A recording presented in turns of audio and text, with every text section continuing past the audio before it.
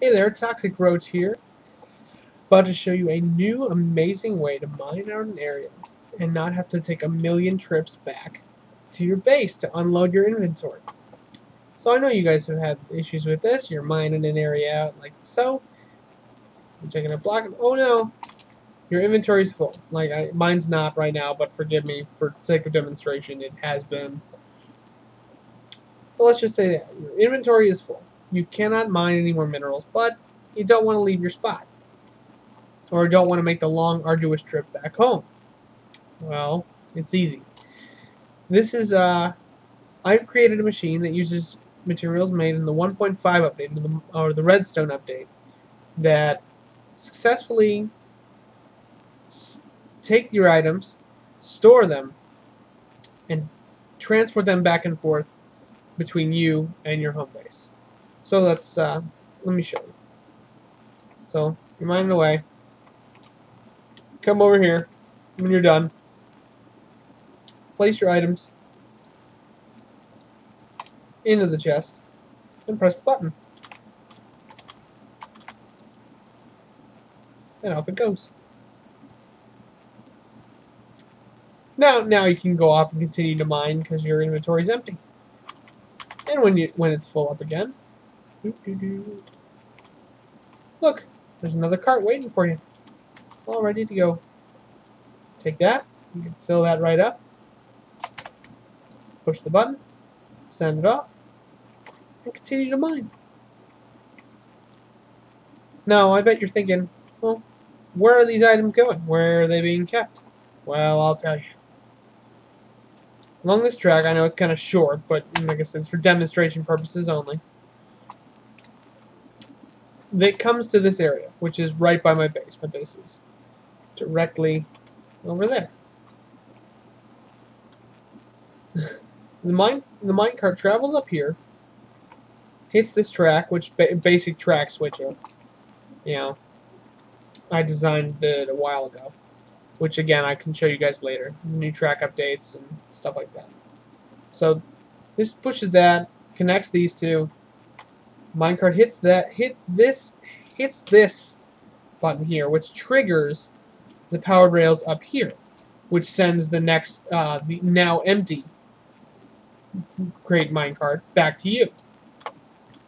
The original minecart, which has just been sent out, gets up and placed on the dead powered rails.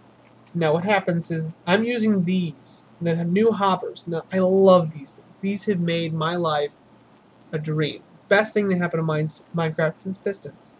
Honestly, I swear to God. Anyway, what's happening right now is the hoppers here are draining what's in this chest, and they're placing it into this top one.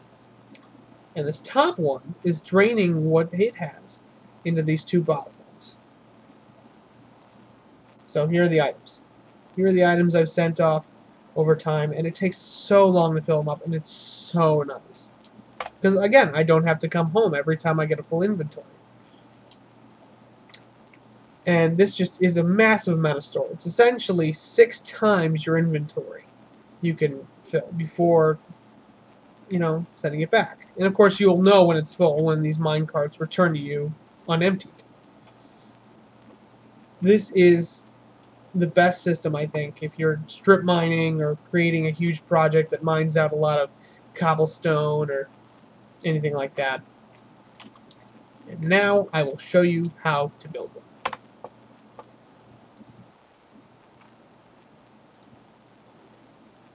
So here's a basic design of the strip mining transport material device. I don't really have a name for it, forgive me. But anyway, this is without the track switcher, this is the basic concept. And it's unbelievably simple to make. So, you know, this is obviously easy enough to figure out. Block, button, power rail, and of course it stops. You know. Works as a decent stopper. Over here is pretty basic setup. You can place blocks or the rail on a hoppers simply by shift. If you just right click the hopper, it's just going to open it up. It's kind of annoying. But if you hold shift and click that, you can place things on top. This also works for other stuff. So, because the way you attach the hopper, I'm not sure if you've read in other tutorials have told you, if you click that, it's just going to open. But if you shift clicked it, this is what connects the hopper to the item and allows it to drain, etc., etc. So, again, basic concept. Put stuff in, push the button, send it home. And the empty one gets sent back. Now, and this works really well. Like you can see, these two are draining into the top of the chest. This one's draining into the side. Just to make sure, as long as this is over a hopper in any way, shape, or form directly, it's catching. I know it looks like it shouldn't be catching here, but it is. So, like, I'm really serious. If these are drained out, and there they are right there. Ta-da! It's just awesome! And like I said, it's very simple. The only thing you have to make sure of is that the incoming cart trips this, which powers that one to go away. So essentially,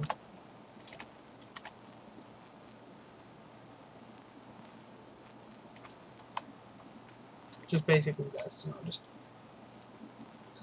oops. Just so that, because if that doesn't happen, then they bump into each other and they don't get sent right. And it's just weird and retarded, and it doesn't function 100% each time. Now, again, this is just the base. Like I said, this is just the basic concept. You can play with it. Like the other one I showed you back in my actual world is very different. Again, this is the one I built with the track switcher. Again, very basic concept. When this button's pushed, it connects the track. When it's not pushed, it pulls back. When this one over here, again, you may have to do some creative wiring underneath to hook up to that one. It just simply pushes it back the other way.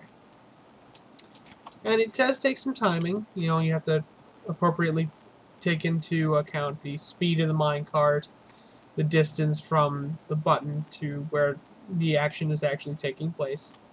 But it's relatively simple. Now, I've created other track switchers before in the past that have worked pretty well.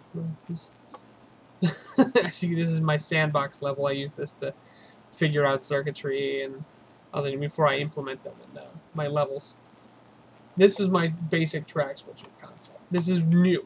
This is my old one stopped working. I think they updated the they updated some code which kind of threw off, and the pistons couldn't really push against each other at the same time, which kind of threw me off. But basically, this is it. Whoop, whoop, whoop, whoop. And the reason that this was just a little more complicated than the older one, which again you could just throw a lever and it would be like the other one, it would just push back and forth, is that the sequence the pistons need to fire is 2-1-1-2. So essentially, this one needs to fire before that one, and that one needs to fire before that one coming back, which is hard to wire up, especially with redstone. You can't really delay it because it's always going to be 1-2, 1-2, 1-2. And the way I solved this issue is with some creative piston work down here. When powered, these delays, well, the power gets delayed, and when it hits the block, it powers the redstone here, which pushes the piston, creating that nice little delay and allowing this one to fire second. But since this one needs to retract first before that one can fire for it to work, the power here has to be killed instantaneously, and that's what the piston's for. When the lever's pulled, the piston drops, and the blocks fall, instantly killing the power to this thing. And this can take all the time it wants, send the power back, and this one can be delayed and pushed the other way. The problem I have with the track over here is it's still not 100% reliable. The circuitry is still a little off. Essentially, the concept of this complicated piece of circuitry is that your original track line can be leading to and from your base. But I mean, you may not have one path. You may have 1,000 tunnels with a bunch of different, spin-offs. So the idea of this is this could be another path.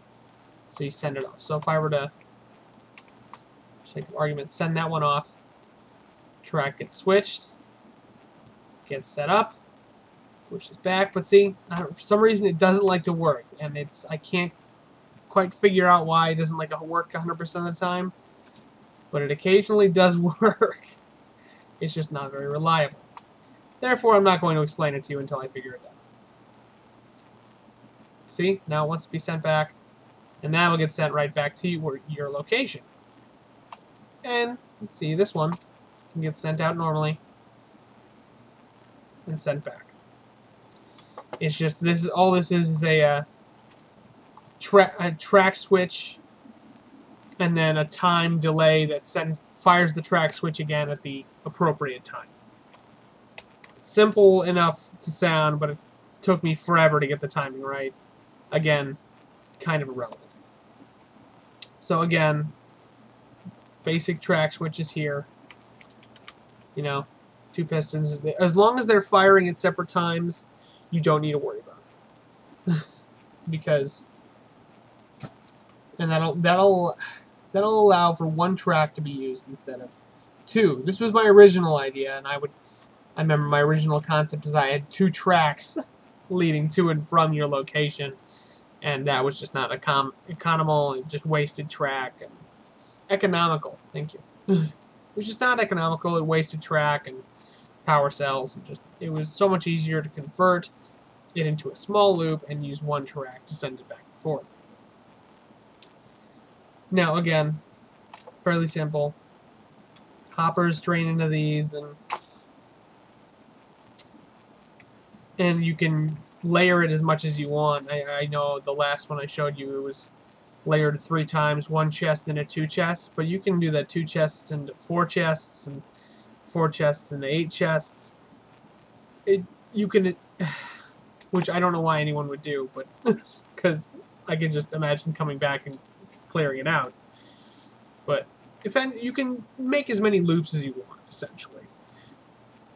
Also, while I'm here talking to you about the new hoppers, there is a new cooking system that, if you haven't quite figured this out yet, I'm sure you will, or you can just use this. This was my simple design. Take a chest, take a couple hoppers, connect. You remember, shift-click connects it to the item. If you just put it down on the ground, it doesn't connect to the item, and therefore it doesn't work. You have to shift-click to that item. You can put some on top. Again, and this is, if you haven't also known this, doing this, placing a hopper on top of a furnace will allow you to essentially set up a lot of materials to cook. So just pull some sand out here real quick. And the idea of the furnace being you can only put one in at a time. You have to wait for it to finish, and then you pull out the next one. That's really annoying, and you have to keep coming back to it. But I can place 1, 2, 3 things. Essentially, it just opens the slots up to 6. Because whenever this is done, it just drains right into that, cooks. But then again, like I said, it doesn't stop here. I can put another hopper beneath it and drain it out into a chest. So I can take sand here. Screw you, you're not important. Place coal in here. Sand goes in there. Gets cooked. Glass, where'd it go? Right there in the chest. Already stored. ready for you. And like the way I do it is I have a bunch of these cooking. These are usually full, and I can just leave this be. It takes a while. I mean, it takes the same amount of time it would to cook all that material, but you don't have to constantly come back and check on it and put the effort in. You can just store it all and fire it all off at once. And it saves so much energy and time and worry. And like I said, when it's all done, it'll just be laid out here for you ready to sort in whatever chests and storage units you have. Or you can have you can have several of these going. You know, just to massively process materials. And this hopper is unbelievably helpful. And I know if you play Tekkit, you've probably seen a lot of this stuff already, but if you're a Minecraft purist like I am, this is all new. This is all exciting. Suck a dick. I play real Minecraft. So this is, again, ToxicRoach. I hope you found this helpful, and you know, we'll be able to use this in your next big project, and not in creative mode, obviously, but you know, just next time you want to do something and just get the materials out of your way and out of your face. This is a really effective way to do so, and I hope you found this video helpful. Again, this is ToxicRoach, signing off.